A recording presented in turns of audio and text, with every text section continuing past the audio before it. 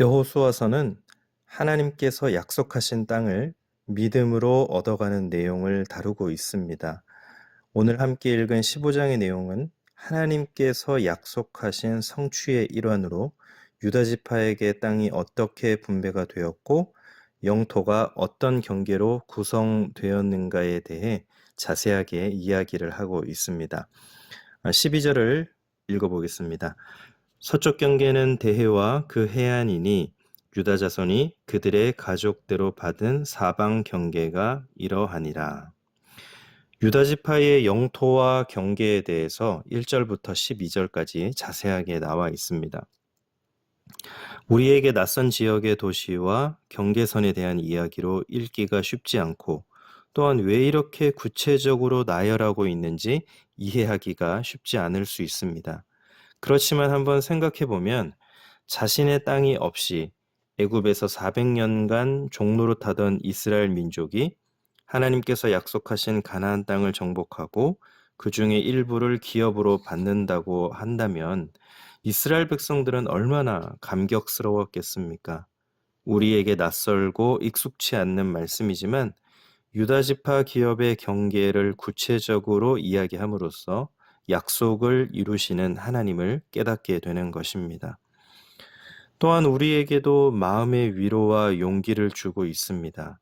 이 땅을 살아가면서 쉬운 일 하나 없고 그냥 주어지는 것이 없기에 때론 믿음이 무엇인지 갈등될 때가 많이 있습니다.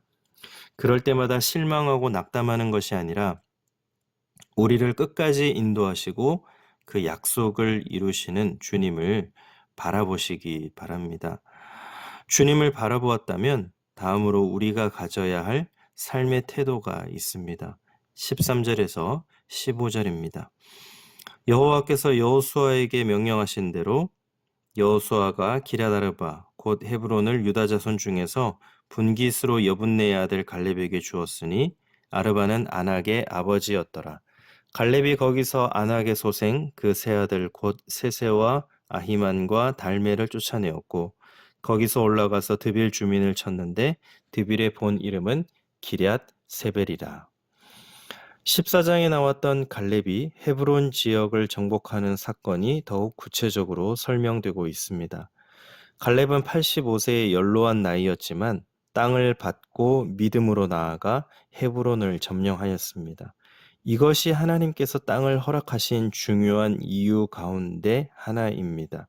얼마나 넓은 땅을 소유하느냐가 중요한 것이 아니라 얼마나 오랜 기간 땅을 소유하고 있는 것이 중요한 것이 아니라 하나님께서 허락하신 땅에서 적들을 몰아내는 사역에 얼마나 충실하게 감당하였느냐가 중요한 것입니다.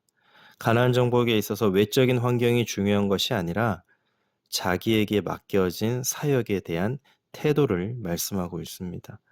하나님께서 우리에게도 맡기신 사역이 있습니다. 그 사역이 우리 눈에 보이기에 크고 작을 수 있지만 그것이 중요한 것이 아닙니다. 사역을 잘 감당할 수 있을 것 같은 우리의 나이, 건강, 배경, 여건이 중요한 것이 아닙니다. 우리에게 맡기신 그 사역을 얼마나 충실하게, 성실하게 또 기도함으로써 잘 감당하고 있는지가 중요한 것입니다. 세상의 가치관이 너무 크고 거대하게 느껴지더라도 세상을 이기신 주님을 바라보며 오늘 하루 내게 맡기신 사명, 삶의 자리를 믿음으로 감당하시기를 바랍니다. 이어서 드빌 지역을 정복하는 이야기가 나옵니다. 16절, 17절입니다.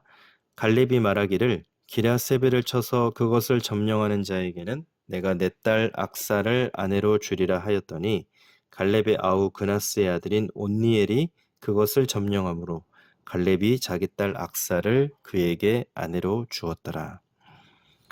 갈렙이 대적을 쫓아내고 공격하였는데 드빌이라는 지역은 직접 정복한 것이 아닙니다. 갈렙은 드빌을 정복하는 자에게 자신의 딸을 주겠다라고 약속했습니다. 고대 근동사회에서 자녀, 특히 딸의 결혼에 관한 결정은 아버지에 의해 결정이 되었습니다. 또한 성읍의 성주나 지도자 위치에 있는 왕들은 자신의 대적과 전쟁에서 큰 공을 세운 자에게 자기 딸을 아내로 주어 그를 자기의 편으로 만드는 풍습을 가지고 있었습니다. 그러나 갈렙은 단지 전쟁을 승리로 이끌기 위한 수단으로 자신의 딸을 약속한 것이 아니라 이방인의 성을 하나님께서 주시는 용기와 신앙을 가지고 정복할 수 있는 참된 신앙의 용사를 찾기 위함이었습니다. 이에 갈렙의 조카 온니엘이 나가 싸우게 되었고 승리하게 되었습니다. 온니엘은 약속대로 갈렙의 사위이자 후계자가 되었습니다. 또한 후에 사사가 되어 믿음으로 하나님의 나라를 섬기는 지도자가 됩니다. 하나님의 약속은 가만히 앉아 바라만 본다고 이루어지는 것이 아닙니다. 하나님의 약속은 하나님의 약속의 말씀을 믿고 행동으로 옮기는 자가 누릴 수 있습니다.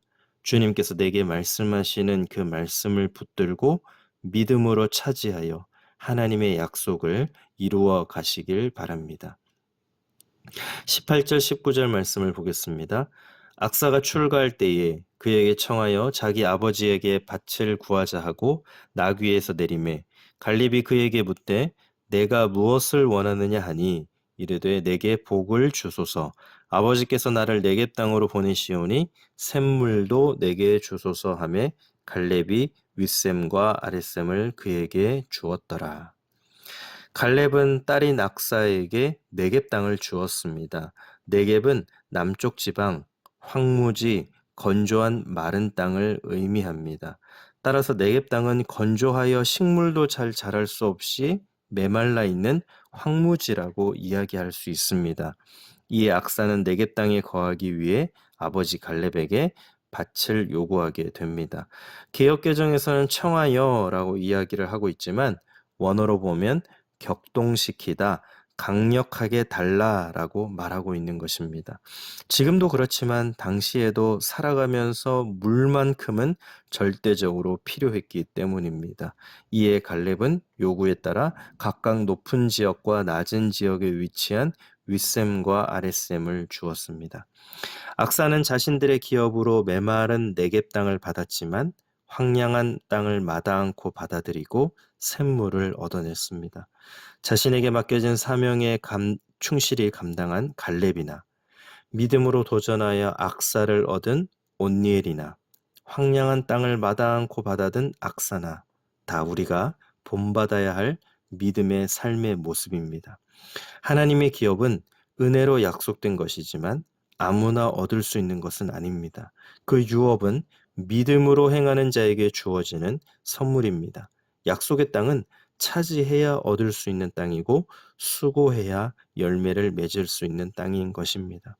주님께서는 지금도 우리 각자의 삶 가운데 말씀하고 계십니다. 그 주님의 말씀을 우리 마음밭에 품어 삼키고 쟁취함으로 우리의 삶 속에 하나님이 주시는 놀라운 승리들을 경험하고 그것을 간증하고 증거하는 삶을 살아가는 우리 모든 성도님들, 주의 백성들이 되시기를 간절히 소망합니다. 기도하겠습니다. 하나님 아버지, 가나안 땅을 약속으로 주셨지만 믿음으로 얻어내어야 했던 것처럼 내게 주신 약속을 의지하고 확신하면서 오늘 하루도 말씀 안에서 믿음의 길을 걸어가게 하여 주옵소서. 그리하여 하나님이 우리의 삶 속에 주시는 놀라운 승리들이 있음을 경험하고 그것들을 우리가 간증하며 증거하는 삶을 살아가게 하여 주옵소서. 이 모든 말씀 예수님의 이름으로 기도드립니다. 아멘.